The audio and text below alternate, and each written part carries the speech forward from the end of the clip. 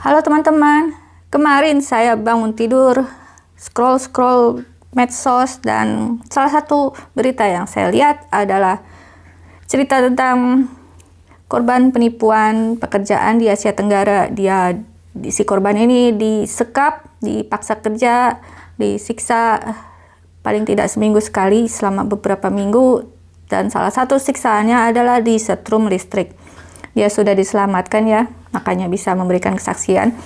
Dan ini bukan orang Indonesia, tapi ya kita lihat aja berita-berita 2 tahun belakangan ini, perdagangan orang di Asia Tenggara itu beneran ada.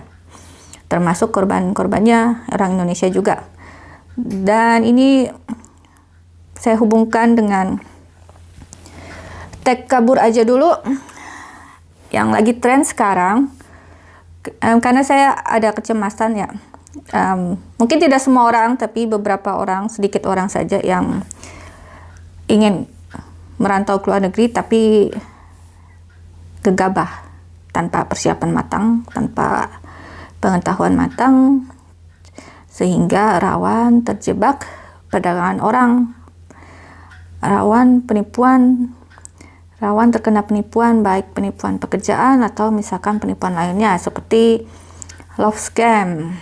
Ya itu, makanya saya coba buat berita ini, bukan berita, saya coba buat konten ini untuk mengingatkan kita semua kalau ya pada intinya kalau mau merantau ke luar negeri itu harus dengan persiapan yang matang. Dan bagaimana cara mempersiapkan dirinya? Ya, ada beberapa hal yang perlu kita persiapkan. Pertama banget kita harus berpikir kritis tentang informasi pekerjaan yang kita terima, yang kita temukan. Apapun klaim yang dibawa dalam informasi tersebut, harus kita cek sendiri. Sekalipun orang yang memberikan informasi tersebut adalah orang yang kita kenal, tetap harus kita cek lagi. Perusahaannya apakah legit ya, apakah perusahaannya beneran ada, identitas perusahaannya, identitas pemimpinnya, kalau bisa alamat perusahaannya. Jangan termakan hal-hal muluk yang dijanjikan oleh pemberi informasi ini, karena siapa tahu antara janji-janji dia dengan surat kontrak yang kita disuruh tanda tangani itu berbeda, dan mana yang akan berlaku ya surat kontraknya, bukan janji lisan. Jadi evaluasi semua hal yang sudah kita temukan, diskusikan dengan orang yang kita percaya, diskusikan dengan orang yang lebih berpengalaman, baru sebelum membuat keputusan apakah akan melanjutkan proses hiring, proses bekerja atau sekolah di luar negeri tersebut. Ini berlaku ini bisa diterapkan juga untuk hal-hal lain ya. Ini sangat common sense saja. Selain itu kita juga harus menyiapkan kompetensi kita. Tidak hanya ya, kalau mau keluar negeri ya berarti salah satu kemampuan utama, kompetensi utama yang harus kita miliki adalah kemampuan bahasa. Baik bahasa Inggris dan atau maupun bahasa di negara tujuan. Saya sendiri pernah kerja di Tiongkok ya, jadi kalau mau punya karir yang panjang di Tiongkok itu ya harus bisa bahasa Mandarin, baca tulis, ngomong, lisan, dan mendengarkan juga. Dan itu jugalah kenapa saya tidak melanjutkan karir di Tiongkok, karena saya capek belajar bahasa Mandarin, makanya saya pindah negara. Dan kemampuan ini harus bisa kita buktikan dengan misalnya sertifikat ujian. Kalau bahasa Inggris itu ada TOEFL, IELTS. Kalau bahasa Mandarin ada HSK, ujian HSK. Dan ya bahasa lain ada ujian-ujiannya sendiri. Selain itu kita perlu kemampuan teknologi, yang hal-hal yang mendasar seperti Microsoft Office tentu saja, penggunaan internet tentu saja, dan sesuai dengan karir kalian masing-masing, karir kita masing-masing ada biasanya itu ya ada software atau perangkat-perangkat lain yang perlu kita kuasai. Itu juga sebisa mungkin kita perlu punya buktinya. Biasanya bisa sertifikat, bisa portofolio, atau bisa juga dalam bentuk degree, ijazah. Kemudian ada faktor lain yang tidak kalah penting, yaitu modal uang. Pindah merantau ke luar negeri itu perlu modal uang yang besar. Saya berangkat ke Tiongkok bawa uang 30 juta ya. Itu dipakai untuk biaya hidup 1 bulan. Sebelum gajian kan kita harus menghidupi diri sendiri dulu. Juga untuk bayar deposit apartemen. Jadi ini beda-beda situasinya, tapi waktu itu saya perlu bayar deposit 3 bulan. Di muka ditambah uang sewa 1 bulan di depan. Itu kalau dijumlahkan jadi banyak ya.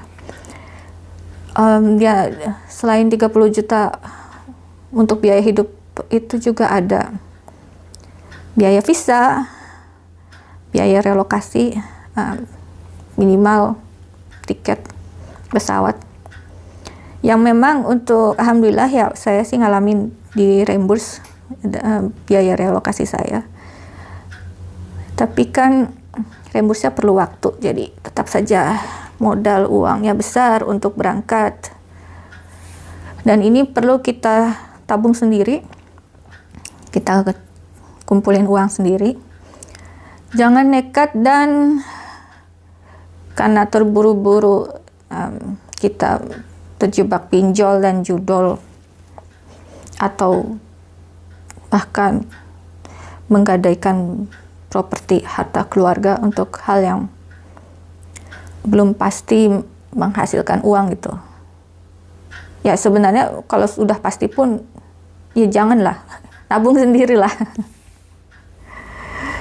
Dan ini saya sendiri juga perlu 8 tahun ya, dari lulus S1 sampai pertama kali berangkat kerja di luar negeri itu 8 tahun. Jadi sabar. Jangan instan, jangan buru-buru. Rezeki orang beda-beda ya. Kalau mungkin ada yang perlu waktu lebih banyak, lebih sedikit, ya nggak apa-apa. Jangan nekat. Semua harus ada persiapannya. Selain itu kita juga perlu membekali diri kita dengan pengetahuan sebanyak-banyaknya tentang negara tujuan kita. Ekonomi di sana sedang naik atau turun, industri apa yang kira-kira cocok buat kita, geopolitik ya bagaimana, hubungan negara ini dengan tetangga-tetangganya apakah akur, lalu sentimen terhadap imigrannya bagaimana, apakah orang-orangnya cukup ramah terhadap orang asing. Mungkin banyak di antara kita udah terbiasa ya berinteraksi dengan macam-macam budaya ya, tapi kan ada juga yang perlu adaptasi dulu. Nah itu mungkin kaget, jadi cari tahu dulu lebih banyak supaya ketika dicuekin oleh orang di luar negeri itu nggak kaget. Atau sebaliknya ya, kalau di Tiongkok mungkin kita bahkan bukan dicuekin tapi terlalu didekati, terlalu banyak diajak ngobrol itu. Bisa juga kagetnya kebalikan gitu, seperti itu. Dan ada juga yang situasi ekonomi yang tadi saya ceritakan itu ya, memang sesulit-sulit misalnya Jerman saat ini masih lebih baik kondisinya daripada Indonesia, tapi tetap saja mereka sedang struggling ya dibandingkan beberapa tahun lalu. Misalnya yang saya dengar sih, saya tidak tinggal di Jerman ya, tapi misalnya salah satu yang saya dengar ya, tagihan listrik itu tinggi, dan itu saya ngalami juga saya tinggal di Norwegia. Tagihan listrik itu dari tahun 2022 itu tinggi banget. Desember 2022 itu saya ngalamin bayar listrik 3 juta sebulan padahal saya seorang diri. Saya cuma tinggal sendirian, bayar listrik 3 juta sebulan. Ya, jadi hidup di luar negeri ya, ada banyak tantangannya. Ini bukan nakut-nakutin, tapi saya hanya mengingatkan bahwa kita harus tahu tantangannya dulu supaya kita bisa bersiap-siap menghadapinya.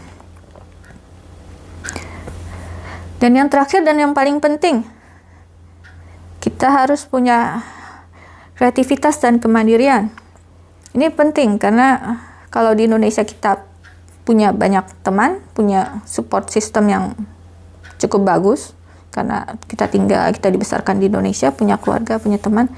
Ketika pindah ke luar negeri ya syukur-syukur kita tidak mulai dari nol ya, mungkin punya teman atau keluarga, atau kalau datang sebagai mahasiswa kan universitas itu sendiri menjadi support system buat kita.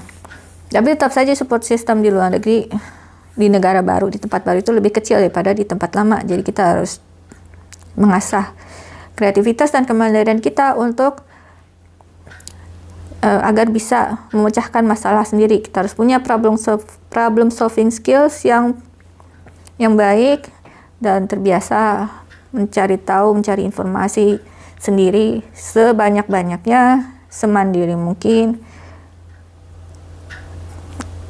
Kita boleh bertanya kepada orang lain setelah kita berusaha sebisa mungkin menolong diri kita sendiri.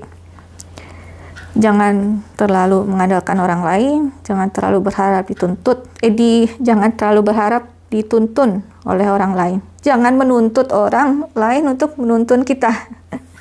Itu susah. Karena situasi setiap orang beda-beda, solusi setiap orang juga sedikit berbeda-beda. Misalnya kamu mau cari kerja merantau ke Eropa sebagai chef profesional, lalu tanya ke saya nggak tahu. Dan saya nggak mau Google buat kamu. Kamu harus cari tahu sendiri. Ya kalau starting pointnya sama-sama nggak tahu, ya buat apa saya yang carikan gitu loh. Kita review. Hati-hati, jangan asal kabur aja dulu. Boleh merantau kalau sudah mempersiapkan diri kita sebaik-baiknya. Dengan cara pertama, mengkritisi informasi yang kita terima. Kedua, mengumpulkan kompetensi dan bukti bahwa kita memiliki kompetensi tersebut. Ketiga, mengumpulkan modal uang. Uang ini kita nabung sendiri. Jangan nekat, jangan terjebak pinjol dan sebagainya demi mencari jalan pintas untuk pergi ke luar negeri.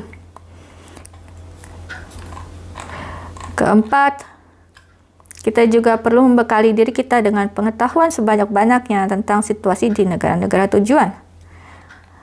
Dan terakhir, tentu saja untuk menemukan semua itu kita harus mengasah kreativitas dan kemandirian kita supaya bisa melakukannya. Jangan minta dituntun oleh orang lain. Oke?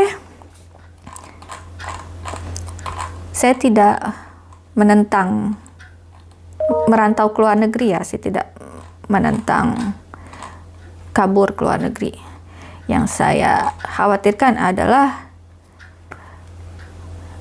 ada segelintir orang yang melakukannya tanpa persiapan yang matang, dan mereka ini bisa rawan terjebak penipuan. Entah itu penipuan pekerjaan, pendidikan, maupun percintaan. Ya, hati-hati aja. Intinya kita harus berhati-hati, dan saya doakan semoga teman-teman semua dapat rezeki yang baik dan banyak. Bisa di luar negeri maupun di dalam negeri, nggak masalah. Mau sebagai WNI maupun ganti kewarganegaraan juga terserah. Yang penting ya itu tadi, semuanya harus dipersiapkan sebaik-baiknya. Oke, terima kasih. Dadah.